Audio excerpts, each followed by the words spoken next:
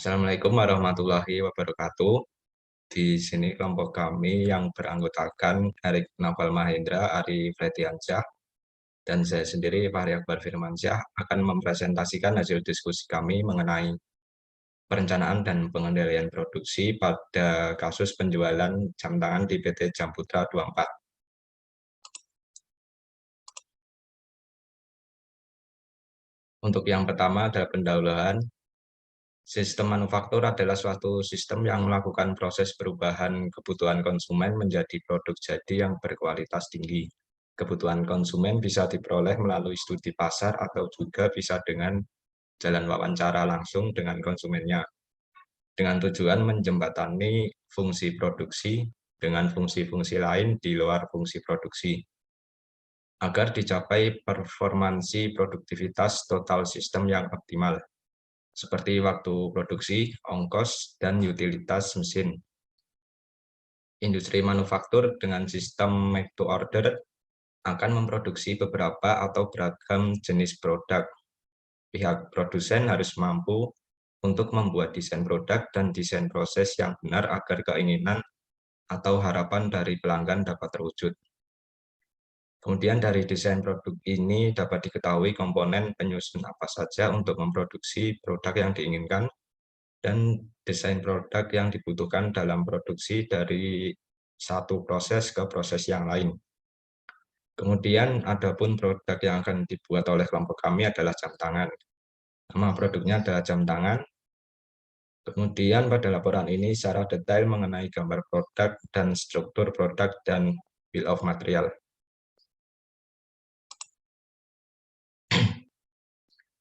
Kemudian ini adalah produk dan bill of material. Yang pertama, nomor 1 adalah strap, kemudian nomor 2 body, dan nomor 3 mesin, nomor 4 papan angka, dan yang kelima adalah jarum. Dari seluruh rangkaian praktikum pertama berupa bill of material dapat ditarik kesimpulan bahwa komponen produk memiliki 5 komponen utama dan 12 komponen pendukung. Dari semua komponen tersebut, 4 komponen diadakan dengan cara membeli, yaitu baut A, PCB, baut B, dan kaca. Selebihnya, seluruh komponen diadakan dengan cara dibuat. Untuk selanjutnya akan disampaikan oleh Mas Ari, silakan. Ya, di sini saya akan meneruskan untuk bagian forecasting. Bagian forecasting ini adalah merupakan aktivitas fungsi bisnis yang memperkirakan penjualan dan penggunaan produk sehingga produk-produk itu dapat dibuat dalam kualitas yang tepat. Tepat ramalan merupakan dugaan terhadap permintaan yang akan datang berdasarkan kepada beberapa variabel peramal, seiring berdasarkan data deret waktu historis. Di sini didapatkan grafik dari hasil ACF dan PACF. Berikut tabel hasil dari ACF dan PACF. Dan untuk hasil pengujian ARIMA juga terdapat di hasilnya tersebut.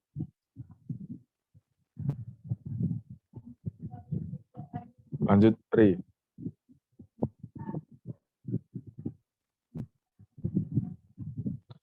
Untuk agregat planning sendiri, agregat planning adalah suatu operasional untuk menentukan jumlah dan waktu produksi di waktu yang akan datang. Agregat planning juga didefinisikan sebagai usaha untuk menyamakan antara supply and demand dari suatu produk atau jasa dengan jalan menentukan jumlah dan waktu input, transformasi, dan output yang tepat, di mana dari hasil keputusan agregat planning ini akan digunakan untuk produksi, staffing, inventory, dan backorder level.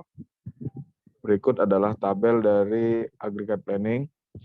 Dengan di situ dapat disimpulkan bahwa hasil pengolahan agregat planning, perusahaan dapat memproyeksikan demand dan kapasitas selama 4 periode produksi dengan menggunakan regular time, overtime, dan subkontrak. Pada periode pertama, regular time, overtime, dan subkontrak sebesar 14.000, lalu 16.900, dan 19.000. Kemudian, pada periode kedua, regular time dan overtime sebesar 14.000, kemudian ada 16.900 dan 11.000. Kemudian pada periode ketiga, regular time, overtime, dan subkontrak sebesar 14.000, 16.900, dan 19.000. Dan yang terakhir, untuk periode keempat, regular time, overtime, dan subkontrak sebesar 14.000, 16.900, dan 19.000.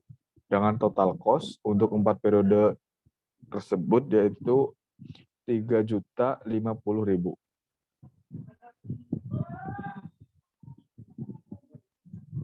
Lanjut, Ri.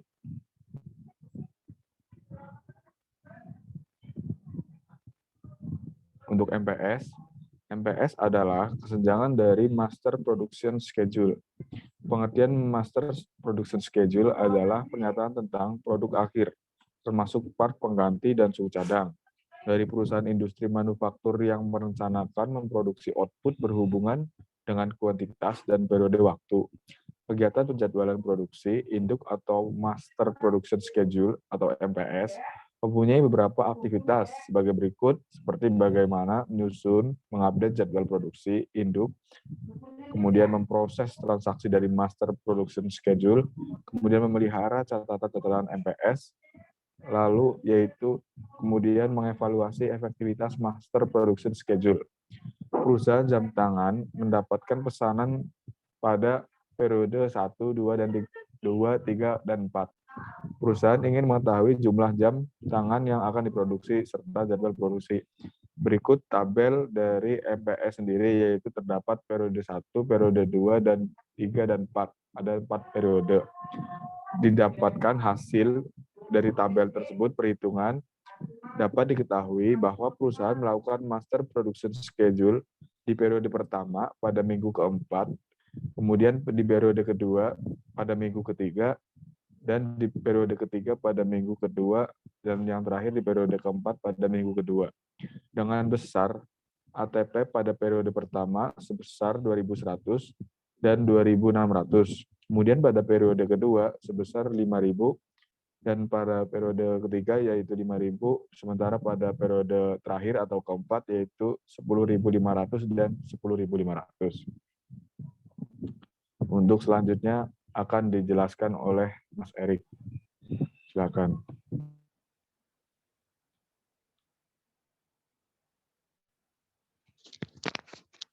Baik, untuk material requirement planning atau MRP, dari MRP sendiri adalah sistem manajemen industri berbasis komputer yang didesain untuk meningkatkan produktivitas bisnis.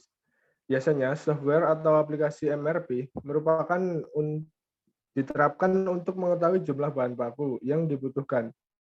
Dalam produksi suatu barang, perusahaan jam tangan mendapatkan pesanan untuk periode 1, 2, 3, dan 4. Perusahaan ingin mengetahui jumlah jam tangan yang akan diproduksi serta jadwal produksi.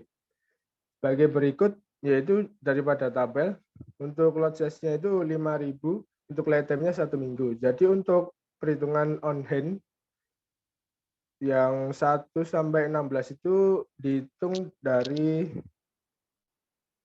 per minggu, jadi bukan per bulan.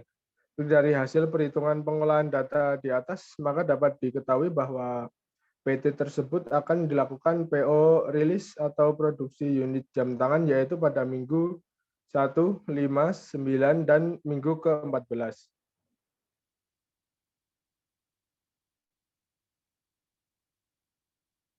Untuk capacity requirement planning atau CRP yaitu proses untuk menentukan beban kerja tiap-tiap pusat kegiatan yang didasarkan pada jadwal produk. Tujuan utama dari CRP adalah menunjukkan perbandingan antara beban yang ditetapkan pada pusat-pusat kerja melalui pesanan kerja yang akan ada dan kapasitas dari setiap pusat kerja selama periode waktu tertentu. Berdasarkan pengertian di atas, dapat disimpulkan capacity requirement planning adalah suatu proses penambahan suatu alat produksi yang dapat menyelesaikan suatu pekerjaan dengan tepat waktu dengan apa yang diminta oleh pihak konsumen. Untuk pada line produksi dilakukan sebesar 5.476 unit per bulan. Diasumsikan bahwa produk ini memiliki data-data sebagai berikut.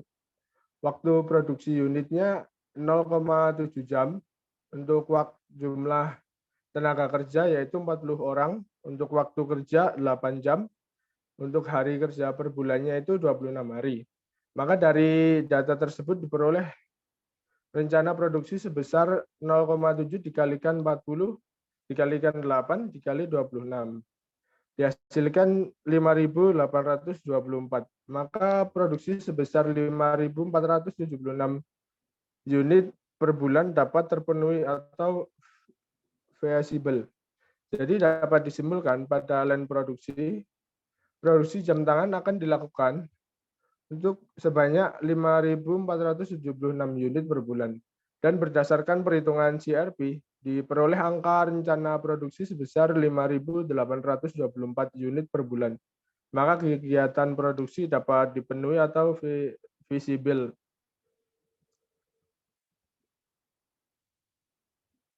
Lanjut, Ri. Demikian presentasi yang dapat kami sampaikan. Bila ada kekurangan, kami mohon maaf yang sebesarnya. Akhir kata, waalaikumsalam warahmatullahi wabarakatuh. Terima kasih.